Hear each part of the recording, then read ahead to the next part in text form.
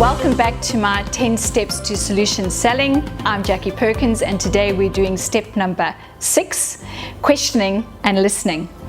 So if you remember in step number 5, we looked at getting all those unstated needs, the real need, the secret need, the delight need, and getting them above the waterline so that you could really offer a specific solution. And I said we needed to go back and revisit the unstated needs, which is designed according to Dr. David Rock's model, the SCARF model. And we looked at those needs as being your status, your certainty, your autonomy, your relatedness, and your fairness. And we said the only way to get these needs above the waterline so we could meet them and not trigger a threat response as in silence or violence was by asking the right questions. So today I want to talk about how do we ask those right questions. So this is not going to come as any surprise to you. We need to ask open questions. So what I want you to think about is if you were having a game of competitive tennis with someone, you'd hit the ball in such a way that the other party wouldn't be able to send it back. Now, I want you to think if you were going to go and have a game of bat and ball on the beach, that you'd hit the ball in such a way that the other party could return it. Now, which visual do you want in your head when you actually go into this conversation? You're right, the game of bat and ball on the beach. You want to hit the ball in such a way that the ball comes back to you. So the only way we can do that is by asking open questions.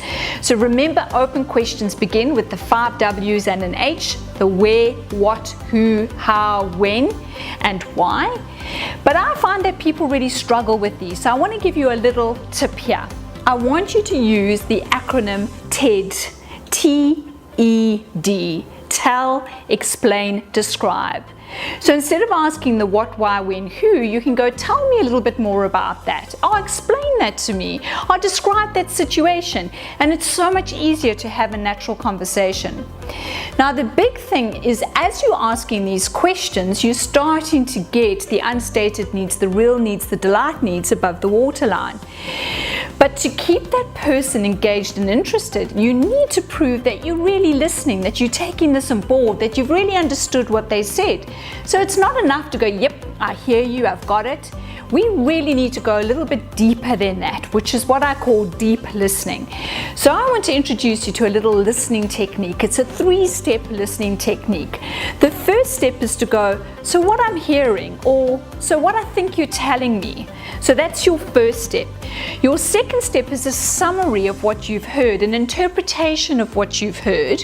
And the third step is probably the most important step. The third step is to say, so have I got that correct? Is there anything I've left out? Is there anything I've misunderstood? Is there anything else I need to know? Which often then elicits a whole lot more information. And you could do this cycle several times, so you keep digging deeper and deeper under the waterline. Now, there's another reason you want to do this, not only to prove that you've heard and understood what they've said, but you actually want to take this information, and because the next step, you're actually now going to start selling your solution. And you want to link that solution that you're going to sell directly into the needs that you've uncovered and paraphrased. So they go, wow, this solution is meant for me. It meets all my needs. So let me give you an example. Let's, for instance, say you're trying to sell a retirement unit to an elderly lady or to the daughter of an elderly lady, and you've just asked all these questions.